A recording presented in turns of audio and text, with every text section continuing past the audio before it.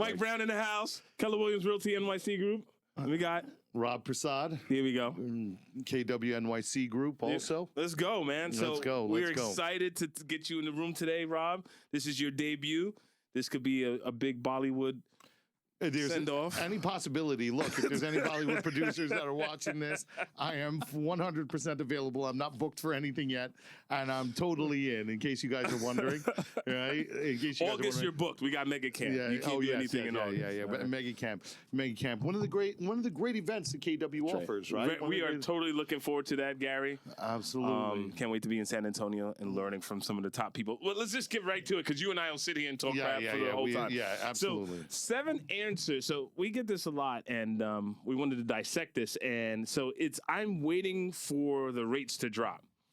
And so we wanted to do a deep dive. We had 7 topics around I'm waiting for the rates to drop. I'm waiting for the rates to drop. I have to enunciate. I'm waiting for the rates to drop. You know, I'm surprised you have to enunciate because we hear it so often. It is such a thing that we have to cope with and deal with. People just don't understand what's going to happen if the rates do come down. It's a conversation that I have a lot, especially with the markets areas that I cover, right? Because I'm in neighborhoods from the Bronx, Queens, Brooklyn, and Long Island. All the way to Long Island. No Staten Island. I don't go to Staten Island. I'm not on that. But as far as it goes, the one family marketplace in Long Island where I live, where I do a lot of work, if the rates come down, these open houses are going to go from 20 or 30 to 60 or 70. You said it. So I got some real life examples. People are like, "Oh, Mike, you're just talking crap on these podcasts." So no. So 5 years ago, 2021. To your point, rates were what, 3.5%, 4%? Yeah. If you went to an open house in White Plains, there were 50 people there. Now they're only 35. Right. So the house, if you are waiting for rates to drop, keep waiting. Right. Just keep waiting. Keep waiting. It's the same thing with it's synonymous with the people that say, I'm waiting for the market to crash, right? Or I'm waiting for the rates to drop. Right. I was having this discussion with somebody yesterday. Somebody brought up the market crash. They said, you remember 2008? At that time, I was not in real estate in 2008. Yeah, But I do remember the main things why it seemed like the rates crashed was that it was the subprime lending market, right? Totally. There were a lot of factors that contributed outside of just rates. You had people getting mortgages that had no business getting mortgages. Right, They probably couldn't even get a car loan, and they got an $800,000 loan for a single family house. And it was 106% financing. We can't forget that, right? There you go. Now people could buy houses, just sign and get the keys. We say breathe on the mirror. You saw the breath? Yeah. Oh, yeah, you're getting a mortgage. You're going to get a mortgage. Yep. So, but let's circle back to what we're saying here, right? That was just all craziness. I agree with you. When people say to you, rates are I'm going to wait for the rates to drop. I tell them, you should do that, right? You definitely should do that because when the rates drop, right, you're definitely going to get a house then. Right. So when the rates drop, this $900,000 two-family, $999,000 two-family at 1266 Mace will become what? 1.1. Easily if rates go down. That's 10469. That's Pelham Gardens. 10469, Pelham Gardens. One of the most desirable areas in the Bronx. If you know the Bronx, you know Pelham Parkway. And if you know Pelham Parkway, you know the houses that line Pelham Parkway. Well, to the left, if you're headed towards City Island, right, that's considered Pelham Gardens. That's right. To the right, you have Williamsburg and Eastchester Road. And then Indian Village area. And Indian Village, right? You have Jacoby and all those places. Anywhere that you want to purchase, forget about Indian Village, right? Forget about it. But if we're looking at Pelham Gardens, for example, right, that two-family that's $999, I hope somebody buys that now. They have to buy it now. Because that mortgage, they think if rates drop a quarter point, look, rates dropped recently. They went down a little bit, right? Right. But they're back up, right? They're back up. But when rates went down, it wasn't like, rates are down, everybody's coming back to market. They were down by a couple basis points. That's right. And now here we are. We're in a position where rates are a little bit higher up. But now, if I was buying a house, I would definitely jump on it now because you really can refinance. But that principal, you're going to be eaten, man. So that's another factor. Refi the rate, but don't miss the price. Right. That's a great way to put it. We cannot change the price 2 years from now. Right. And I 2008, 2009, 2010, 2012, we did see prices dip a little bit. I don't see us having that effect anytime soon. I don't see us having pricing go back to 10 years ago.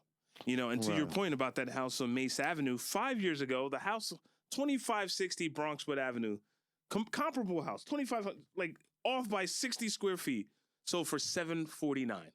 But that's also Bronxwood, right? Right. And Bronxwood is desirable if you know the Bronx, right? If you know Bronxwood Avenue, you know it's right by the 2 and the 5 train. That's right. Right, great shopping, phenomenal food. Walk to everything. Right, walk to everything. Right, good houses of worship. All the great stuff about every neighborhood in the Bronx. Yep. Every neighborhood in the Bronx has wonderful attributes. Absolutely. I'm a Bronx guy till All I your die. life, that's right. Right, I'm a Bronx guy till I mean, look, I commute here every day from the island. That's right.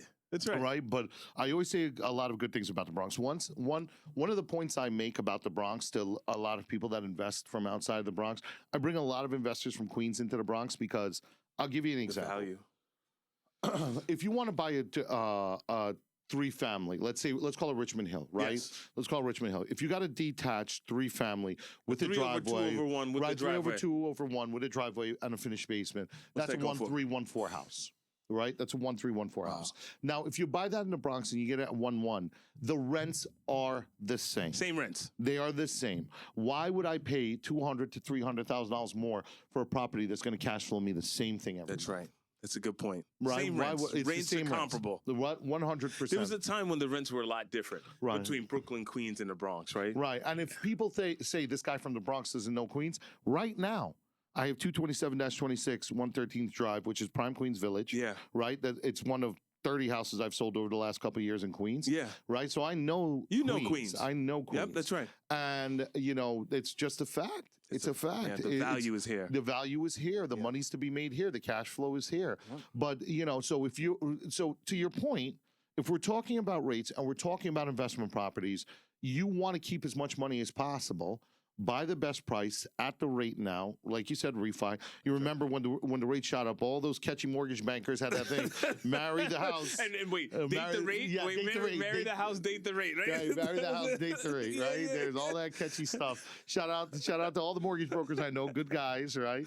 That's but right. that is one of the things that I remember people saying, and there's real truth in that, Absolutely. right? Buy the house, buy the property. Be ready to refi when things hit. You know, a lot of my friends over the last 5 years, I've had about 10 or 12 friends of mine that have bought houses. Yeah. Right? They've And moved. what if they would have waited 10 years? I mean, some of So these they would have guys saved a couple dollars to offset the cost, but Right. no real savings here. So for us, our market, if you were purchasing in the New York market, the right time to buy real estate was yesterday. Right? If you're purchasing in the New York market. Right. Outside of New York, things from what I've seen, they've taken dips. Yeah. Because a lot of these guys, some live in Arizona, right? Some live in Nashville. A lot of people, some guys live in Jersey, right? So I know that a lot of those places, things have been a little bit different. Right. Right. You know, macro versus micro, right? Macro Like versus we're micro. we're talking micro here. We're talking about the Bronx, the Yeah. Bronx, the Bronx, right? Right. We're talking Bronx. And we're also, remember, we are a real estate community built off of the idea of the multifamily. For those listening right. from The other 2 and places, 3 the family. duplexes, the Yep. triplexes, the quadruplexes. Yep. And those are things that they just don't come down. Yeah. Right? We've seen the interest rates shoot up. We've seen this, that. Errol but- and I talk about it relentlessly. And we say 10 years ago, we could have bought that same house we're listing now for 8 something for 5 something. Brother. And 10 years from now, that house is going to be more than 8 something. Right. Brother, my first deal when I came into the Bronx 11 years ago in real estate, right? My first deal was a 3-family on Noble Avenue. Oh, no, was it? No, I'm sorry, not Noble. It was Fatelli. Oh, I know Vitelli. Right? It was yeah, on yeah. Fatelli, right off of the Bruckner. Yep. Right off of the Yep. Bruckner. That house was a 2 over 2 over 1, 3-family, shared driveway brick. We couldn't get it to appraise for $485. Give it away. For $485, Give the house away. Today, if we put that house on the market for $999, we'll have a bidding war. Absolutely. Now, something you talked about before we jumped in here, you lived on Learning Avenue. That's right, Learning Avenue between Arnau and AD. And you sold about 6 houses on Learning in the span of a few years. Yeah, so you so- watched the appreciation go from one neighbor's house to the other neighbor's house. It was other neighbor's bananas. house. It was bananas. I'm going to give you a quick breakdown, Yeah. and then I'm going to tell you the last one. So I grew up at 2944 Learning Avenue. That's where I was. I wasn't born and raised there, but that's where I grew up. So then what ended up happening was when I became a realtor, I sold 2940. Mhm. I sold What 20. year was that about? Oh, so no. So this was This was after I got married. So this was about 2019, right? Right before the pandemic. Okay, no. So I sold the house that I sold, the first house I sold, 2940 Learning Avenue, I sold in 2016. Okay. Right, and that house sold for $350. That was what I call the quintessential Bronx attached townhouse. Two family, one family. One family. Oh, family. Gotcha. Right. With a walk-in. Yeah, with the walk-in basement. Right, with the walk-in apartment. You have the garage. It's attached on both sides. Great for heating. Yep. Well, those are wonderful houses to raise families. I grew up in that in a house exactly like that. Very neighborly, very communal. You know your neighbor to the left, the neighbor to the right. You guys are sharing sugar. Yeah. And then you have enough space that if you have a family, you have a dining room. Yeah, right? That's something formal dining room. You have a formal dining room in those houses. Great house. So in that house now, what happened was at 2940, that house I sold for $350 or $325. I can't recall now. 2016. 2016. Three and change, mid threes. Mid threes, right? Then the house next door to me, to 2944, not the house next door, the house I grew up in, right? That house sold in 2019 for $483. We closed. So we already up $150,000. Right, we're already up 150 right. G's, right? 125 G's, let's call it. Yep. Right, that's 2944. I sold the corner 1084 AD, which is the corner of AD Avenue. That's spelled ADEE, AD Avenue, and Learning. That corner house, which is a semi-detached brick. That house closed last year for $750. That's almost $275,000. And they're all one families. Now, I never thought that we'd be talking about one families going for $750,000. Right, semi-detached or attached. That's insane. Insane in a good way. Like the homeowners that are going to take advantage of this equity that they built. That's right. Bought these houses when probably people thought they were crazy. Well, you're buying a single family up there. Yeah. They thought it was crazy. Yeah. They thought it was crazy. You know, but the thing is that once again, the value was here. Yeah. It's always been here, and it remains to be here. Right. And the other thing great schools in the neighborhood. You sent your kids to private schools. Once again, that neighborhoods have everything you want: community feel, all the stuff you need. Right. You know, close access to transportation, close to the highways. You know, but all of those people, none of them brought up the interest rate when they were buying. Only recently, because people got spoiled. That's right. With that an interest rate 2.75. But Mike Brown, what did it take to induce that interest rate? It pandemic, global catastrophe. Global catastrophe is what induced that level of interest rate, right? So we had this unusual anomaly. Even the bubble, the 06, 08, it was even 6. after. You had two loans. You had a 6 and a 9. Right, but even after the bubble, right? 2011. 2012, 2013. Interest rates weren't 4%. They weren't 3%. They were still hovering around 5 and 6. That's right. Right? Normal interest rates. We had this global catastrophe. People were scared about the economy. Right? And look, I'm no economic expert. I'm just saying what was presented to me and the information that I listened to was that all of these things were there to stop people from being scared of spending money. Yeah. Right? Now we have a different problem. That's right. Right? It's not heavy. Right? It's not about the interest rate right now. It's about people not moving. Yeah. Right? Because why would I move? I'm on that boat. My 3%. Right. You and I both. We would have bought another house already. Yeah. If everything was level. So I'm doing some renovations in my house. I told you, right? We're doing that renovation. And my wife and I were discussing. My daughter will be 10 next month. And I was telling her, like, when Saria gets another car, when he gets a car, what are we going to do? Right? Because I can only fit exactly 3 cars in my driveway now after this renovation. Right? And where I'm not allowed to park in the street in my neighborhood. Oh, my God. So we're going to park like at a gas station and drive her in? From what I understand, I think I got to pay for some kind of crazy permit or something. But all I'm saying is that I will be forced to move. Or start thinking about what Right. I will be forced to move because that's one thing I can't create. I can't create another parking spot. Right? I can't make that. So, you know, I'm going to be forced to move. So when I'm forced to move, it doesn't matter what the interest rate is going to be. I got to go. Right. But I know I closed in 2020 on my house. Right. So before the pandemic. I have the lowest possible interest rate that you can have. So, yes, and now I understand that younger people that are hearing this are going to say, like, oh, you're one of them. You're that guy. You're that guy. You're that guy. It's like when you hear the really old, the boomers say to these young people, stop drinking coffee and you'll be able to buy a house. Right. Look, I feel them. I feel them, right? This kid.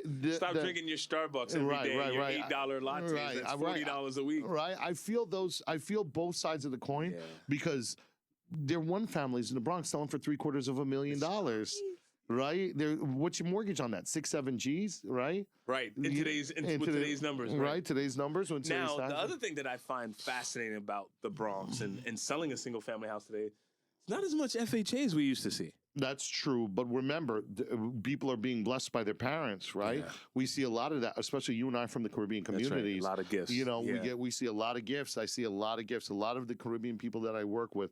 We have a closing coming up next week in Oceanside. Yeah. And that closing, the only reason why that closing can happen is because the buyer was gifted something by the parents. Yeah. You know. No, a lot of people are not that fortunate, sadly enough, right? And they're figuring it out on their own. We have a young man here. We're not going to name names, but he's very close to closing on his own home for the first time, right? We're all rooting for him. I mean, we are really, really big fans of this guy. And it's funny to watch. We watched him like jump through these hoops, right? You know, being on the sales side, I don't think we're as privy to some of the hoops that our buyers have to jump through to qualify for a loan sometimes. Right? Absolutely. What documentation? Did you do your taxes? Did you do your last 4-year tax? Right? And to watch this gentleman do everything that he has to do to make sure that he's in position is amazing. It is. It's really amazing. It's amazing. And he's doing it himself. That's right. It's no gifts. It's just right now it's great and hard work. That's right. Right? And just because we work in real estate, people think that we have some kind of unusual advantage. I bought my house retail, you bought your house retail. Right? Retail. Right? He's the only one not buying. Yeah, he's got a little bit of an in. That's right. So he's getting a little bit better, but it still ain't cheap. No, it's not cheap. Right? It's not cheap. No. And the guy's fighting a good fight, and we're watching it.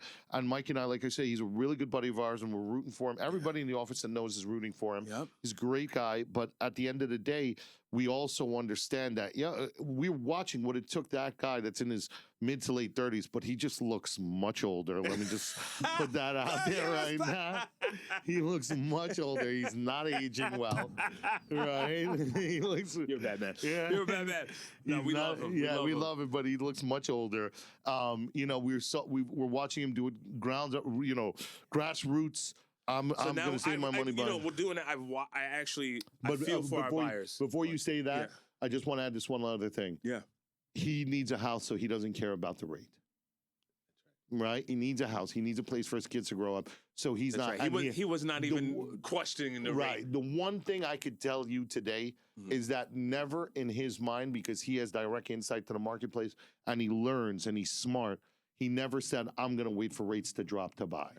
Right? He never said that or to said, your hey, I'm going to shop the rate. All the lenders we know. I'm going to call this guy and I'm going to call this guy. Right? Like we have buyers who actually tell us that physically. Like, I'm going to call 5 lenders. And you're like, have them run your credit 5 times a day and come back to me. That's right. Tell me how we're going to buy a house. Just trust the guy that I connected you with. Yeah. Right? The three guys. The 3 guys, Mike, that we send out for the people to look at. The 3 guys that I know Mike personally, he always sends out 3 guys. Yep. We send out 3 guys, right? Got to be compliant. Nope. Right? And so just to piggyback off of the pricing thing, it didn't just happen in the Bronx. No. It happened in the suburbs too. So you were talking about Long Island, Oceanside. In White Plains, 10605, a prime zip code. Is that your zip code? No, I live in 10604. Okay. So I live in West Harrison. But I was just looking at a property on Longview. So a property on Longview in 2021, give you the exact address. It was 79 Longview. Was on the market for $675 and sold for $725. This is in 2021. Shout out to Gino Bello. He was a listing agent. And then fast forward to today, there's a house on Longview right now for $1,050,000. And how much was it? A couple $1,050,000. $725. And when was that? What was the This difference? was 5 years ago. This was in the middle. Ago. This is 20. I looked at March and April 2021 compared to now. Right. It's because that was the spring market in the middle of the pandemic and the spring market now, and it's like identical houses. Let me ask you a question. Do you have what it closed for, that 725 there? It closed for 725. It was listed at 675. So it was a bidding war. Sold for 725. This one's at 1050. I mean, it's been on the market for some time. Yeah. Actually, no, it hasn't. It's been on the market 2 days. Sorry. Right. So it's been on the market for 2 days. Open house this weekend. Open house this weekend. It's going to be a line out the door, right? It's going to be a line out the door. But once again, I'm going to say this. I'm going to temper that with this. Yeah. A lot of times when you're in White Plains, like you are probably one of the few people on your block that didn't get a gift to buy your house. No. Right? No. You know what I'm saying? Like the people shopping in White Plains, there's a gift that's coming their way for $1,050,000. Or they sold something. That was the thing. Right? That was the next thing. They're Right. selling their co-op in Brooklyn. Right. Or they're selling their co-op in the Bronx and moving to the suburbs. Right. Or they sold a family's house. And Yeah. now mom is going to Florida and you're going to start your life in the suburbs. Yes. Yeah. So there's a little bit of a helping hand a lot of times. I wouldn't be surprised. I'm going to say this.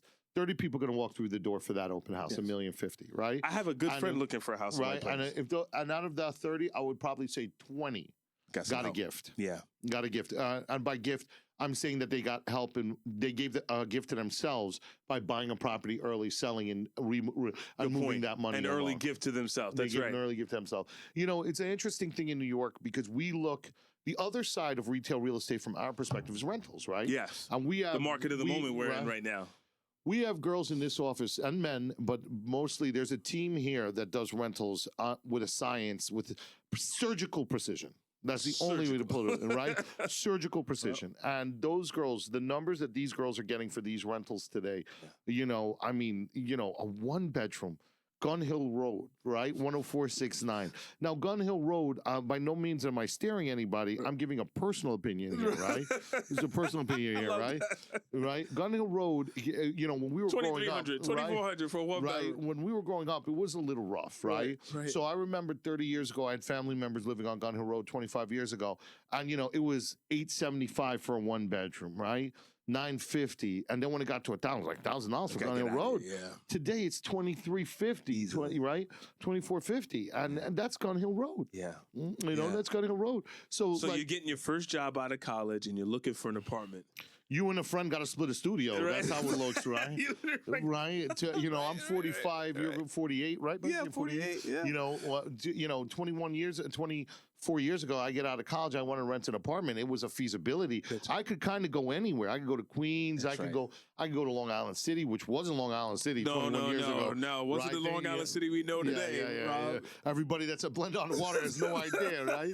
Blend on the Water, oh my God. Right? Everybody's at Blend on the Water has no idea. Wait, you know you hang out in Astoria or LIC if you know Blend on the Water. Yeah. Everybody's hanging out and drinking, on the waterfront at Blend on the Water. They got no idea what was going on in that same space that they're hanging out in, right? But like I said, you kind of had to pick of the litter, right? You kind of had to pick of the litter. Today, it's, can me and a friend split a 1-bedroom?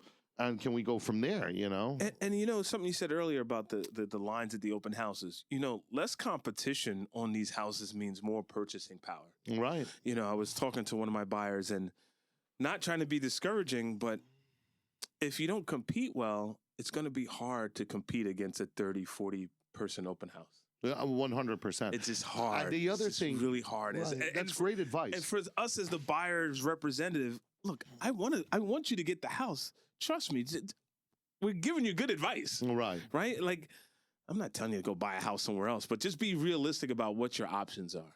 So last week, the closing I had, was 869 Olmsted. Yeah. Right? One family in Parkchester. What'd that go? One family in Parkchester. So that house was unique because that house was completely detached, completely brick, on a beautiful, 40 by 100 lot. And it was in the Parkchester, Castle Hill, kind of like right there next to the Bruckner, area. But when we went to see that, I never met the listing agent. All right. Shout out to Crystal Jones. She did a great job. She did a great job, but I never met her. Right. When I went there, she was like, "Oh, they're showing the house this Saturday between 1 to 2:30. The owner's just letting people in." We show up there. We were at that house for 20 minutes. In 20 minutes, 5 separate groups of people showed up, and they thought I was their agent. I was like, no, I'm not. I'm these people's agent, right? And that right there, when my people saw that, and they came back to the office, and the house was on the market for $669. And when I sat with them, I said, "Did you see those 5 people?" They said, "Yes." I said, "Did you realize how long we were there?" They were like, "I don't know, 20 minutes, half hour." I said, "Yeah." I said, "How many people do you think are showing up in the next 90 minutes?" Right. If only in a half hour you had 5 other people. Right. Imagine when we leave, how many more people including us, there were 6. That's right. Right? And we all know the last 15 minutes of any open house, official or unofficial, that's when it gets flooded. That's right. Right? That's when it gets flooded. So I would say 20 to 25 people are showing up to the house. I would estimate that there were going to be between 5 and 7 offers. So my people, they offered 720. They went over. They went 31,000. If it was a 689, which I'm pretty sure it was 31,000 over ask, right? Wow. And they told the seller, you can just take your clothes. We will empty this house, right? Because the seller talk about terms, right? Right. Sometimes they're not always the price; it's the terms. Right, it's the terms. You don't have to get a moving truck in here. Right. But you know what they never spoke to me about? Interest rates, because they wanted the house, right? They never spoke to me about interest rates. They wanted the house. They knew it was going to be a little bit tight. We went through what we needed to go through. They agreed because the seller was like a pack rat. There was a ton of stuff all over the house, and I told them that was actually my advice to them. I said to them, I says, look, you see that house? You see how much junk is in? And the mom, who is absolutely lovely, her name is Zita. She was like, yeah, it's a lot of stuff. It's a lot of stuff. I was like, you know what? We should offer to empty it. That's right. That's smart. That's so smart. I was like, we should offer to empty it. I was like, if we offer to empty it and we offer this, because somebody's going to put a much larger down payment. That's right. Right? That's right. And they're going to want to swing that way. If we offer to empty that house, I bet you'll get that house, because that guy doesn't want to deal with it. It's the terms. Right. Terms is sometimes more powerful than the price. Right, but look for the unique. Look for a unique way to solve a problem. That's right. And I would say if Rob gives you advice, just take it. He's not telling you to do something that's like, hey, let's just do this for kicks and giggles. Yeah. You're giving them advice that's going to help them win ultimately. Absolutely. And I think that's what it's all about. We are here because we want all of you guys to win. Our sellers, our buyers, our renters, we want you to win. Right. We're not giving you advice because we want this to be a harder transaction or we want to make this more difficult than it needs to be. There is a mutual partnership that goes on between somebody and their real estate agent. Absolutely. And when that mutual partnership, it's beneficial to everybody that we bring a deal to conclusion. Absolutely. Right? So that's why I feel like NAR structured it that way, however, 100 years ago. Yeah. That our income is directly related to the conclusion of the sale. That's right. Right? So we have and to us to be able to collaborate collectively and get it there. Because some of it's not always you. Like you said, shout out to Crystal Jones. You had a great partner on the other side that you can communicate with and get it there. And it's a thing here, right? It's part of the culture here at KW. If somebody came to me, if one of these younger agents, we have a really tenacious agent, his name's Mohammed, brilliant guy, right? Just really wants to get it. And if he came to me and he's like, Rob, my clients want to make an offer and, this is a little bit complex. The questions that I could ask him, right? What did you notice about the house that seems like it's going to be a problem? And he'd say, well, I noticed this. I would say, look, just say you're going to exclude this from the inspection or whatever it might be, right? All the things that we always give our clients the best advice to win while keeping them safe. That's right. So So it's a double edge, right? I want you to win, not at any cost, but hey, I'm going to keep you safe and we're going to win. There's got to be a duality, right? We got to keep them safe. We got to be the boundary. I always say that to my clients. We are the line of protection that you need. Absolutely. That's why when you hear this nonsense about, I'm going to buy a house, an iBuyer house, you want to walk in and buy a house without any guidance? Right. Good luck. Good luck. Good luck. One of the most brilliant attorneys I know. This guy just helped a family member of mine out of this situation. He's a litigator. And he decided not to use me to buy his house. And he's a buddy of mine, good buddy of mine. But he had a for sale by owner in Jericho Schools, right, out in Long Island. And everyone loves Jericho Schools. Everybody loves Jericho Schools. Yeah. I mean, top by, I would think, 50 schools in the nation. So he's like, dude, it's a for sale by owner. Can you help me? But, they don't want a broker involved. I'm like, of course, brother, I'll help you out, right? So we end up talking about it. I got him through the process. At the end of it, he, maybe a year later, he's like, I think I overpaid for my house by $100,000. I said, buddy, I'm not going to use his name, but I said, buddy, you overpaid by your house by $150,000, not $100,000. Right? If it's $100,000, I wouldn't beat you up. But you overpaid for your house by $150,000. Right. But some professions, feel like they know everything. And you just got to sit back. He's my buddy. That's right. We drink beer. That's right. You didn't lose a friendship over it. Yeah, I didn't lose a friendship over it. But the problem is that because he went into this thinking that he knew what was best, right? I just let him believe what it was best. I told him, I said, you should get an independent appraisal on this house before you buy it. Put it in after you, but because we know if it's a for sale by owner, that means an agent did not verify the price. That means the seller came up with it out of thin air. And the other, it might be based on something, but still out of thin air. But that's the thing. Sometimes we deal with people that just believe that their houses are worth these inflated numbers because their house has pavers and the neighbor's house across the street doesn't have pavers. So my house must be worth $85,000 more because I expensive pavers. Yeah, right. So that's just to wrap up. I think we said it earlier. Date the rate, marry the house. Don't let a temporary interest rate keep you from a permanent asset. Absolutely. Right. And that was the key when I was going through all this stuff. It's like I get to buy an asset with very little down consider. Like I'm going to buy $1 million house with 20% down as opposed to if I had to buy something for $1 million, I would have had to have the $1 million. Absolutely. And then figure it out later. Now, I'm not telling you to get in over your head. No. By any stretch of the imagination. But once again, it's not our job to give financial advice. That's right. You're going to reach out to your professional. That's right. You should always let your accountant know that you're buying a house. Right? I learned that the hard way. We all did, right? I buy the house and then call my accountant and say, I bought a house. He's like, oh, God, why did you do that? Why did you do that, right? But these are the important things, right? Go to your financial experts and make them aware that you're going to be moving forward with this. Right. Speak to your accountant. If we give you a mortgage banker, speak to them and make sure you're comfortable with what you're spending. Because and the other thing is that you need to get advice about things not to do while you're in contract. Right? I got a deal been delayed for a month because a guy moved jobs, but it wasn't his fault. He got a job It's not like he bought a car or something. Right.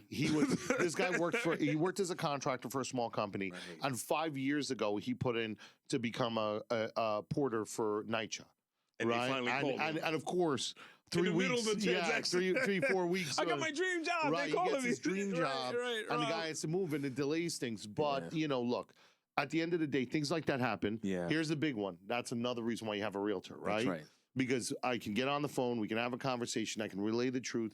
We can soften the blow a little bit, right? That's right. But, and especially communicate to the other side what's happening. Right. Because if you had to do that on your own, the other side would be like, you changed jobs. Oh, my God. And here on fire. Deal is off when the deal's not. It's just. Right. And that's the other thing, right? Some people are not meant to deal in transactional business. Yeah. Right? My wife, God bless her, I love her. She's the best thing ever happened to me. Yeah. But she would never be a realtor. No. Right? She would never be a realtor. Drive her crazy. The up and down would drive her crazy. It drives her crazy now. She doesn't even deal with it. Right. She doesn't even deal with it. It keeps her awake at night. So I can totally relate. Yeah. My wife's the sweetest on earth. But trust me, I couldn't do what she does. Yeah. Yeah, absolutely. She's a teacher, and we always joke, I would fail all those kids. Fail them all. Thank God you're not a teacher. Thank God. And their parents would show up and be like, your kids failed because you don't read to them at night. No, I'm sorry. I still went on a rant there. Sorry. Take it easy. Right? It was such a pleasure, Rob. Yeah, thank you, brother. Thank you for having me, all right? And then we've got something else coming up very soon that we're going to discuss. Don't tell me. All right. We work on that. That's top secret stuff. Top secret stuff, all right. I'm excited about that other one, All right, Rob. Very good, guys. Thank you, Thank you for having me. Thank you. All right. Thank you, guys. Bye.